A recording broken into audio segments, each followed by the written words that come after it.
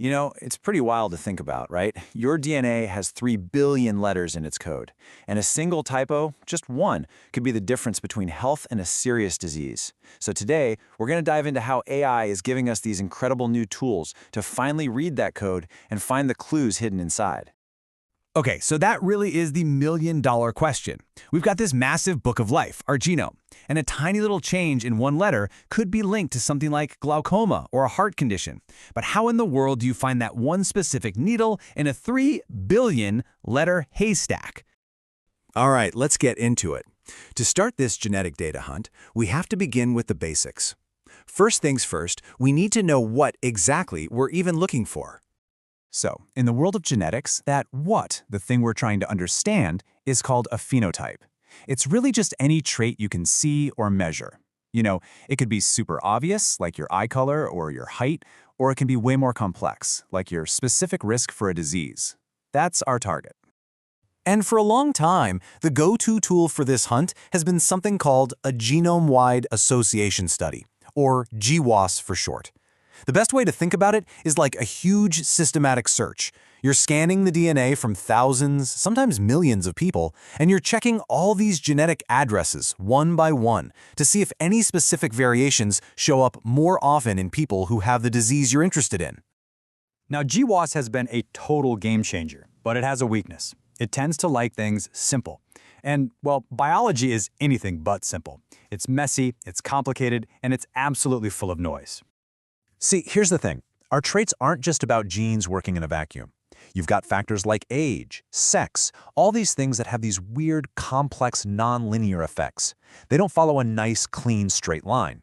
And the traditional models, they can get totally tripped up by all this biological noise.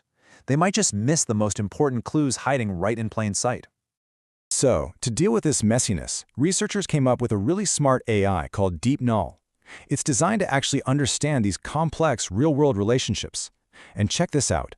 On the left, when the data is simple and straightforward, you can see the old method and DeepNull are basically tied. But look at the chart on the right. When you throw in the kind of complexity you find in actual biology, DeepNull just pulls way ahead. It's like it can see the path through a tangled forest while the old methods are still stuck at the entrance. And this isn't just some theory, okay? This is from real-world data. When they unleashed DeepNull on actual patient data from the UK Biobank, the results were just incredible. For predicting the likelihood of glaucoma, DeepNull found 46% more significant genetic locations than the old-school method. I mean, that is a massive leap forward. It means we're getting way, way better at figuring out who's really at risk. Okay, so we've got a much better tool for finding the clues. Awesome. But that just reveals the next big problem. What happens when the labels we're using, the phenotypes, aren't perfect? What if we need to let the data speak for itself? I mean, just think about it for a second. Labeling someone as either has the disease or doesn't have the disease is, well, it's pretty crude, right? Biology is almost always a spectrum. Plus, how are you ever going to get a doctor to sit down and create detailed labels for 1 million people? You can't. It's a massive bottleneck. And this is where AI phenotyping just completely changes the game. Instead of those clunky yes or no labels, we can just feed the AI the raw data itself, like here's a detailed scan of an optic nerve or a lung function curve.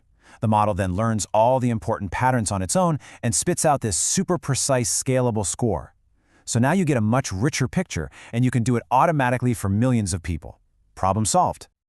But okay, what if we could take it even one step further? This is where a technique called M-REGLE comes in, and it uses something called unsupervised learning. This is wild. It means you don't give the AI any labels, not a single one.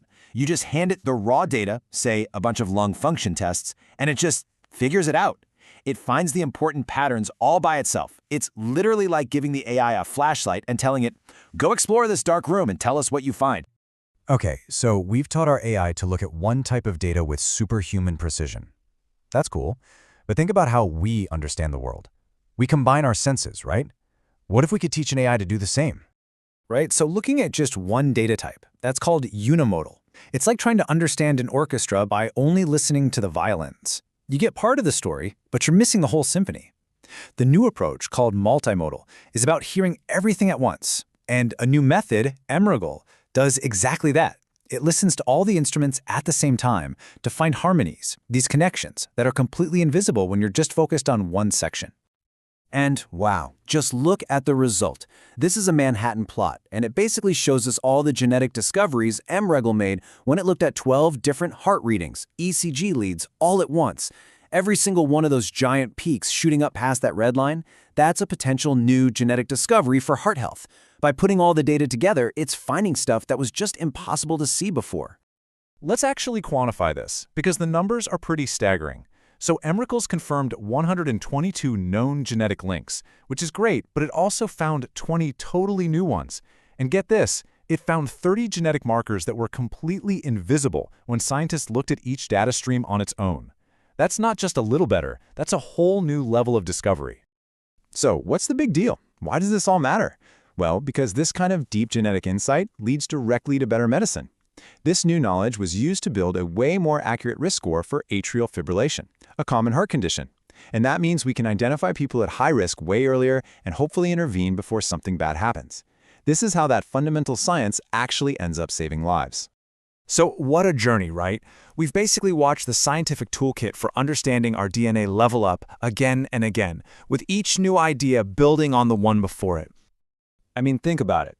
We went from those early, simple searches with GWAS to getting a whole lot smarter about seeing through the biological noise with DeepNull. Then we took a huge leap and let the AI create its own, much better labels. And finally, we taught it to combine all its senses with M-REGLE.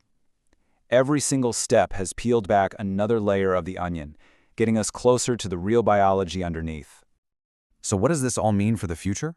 We now have this incredibly powerful toolkit that can combine almost any kind of biological data to see connections that were hidden just a few years ago. So the question isn't really if we can unravel the secrets of complex diseases anymore. The real question is, which ones do we go after next?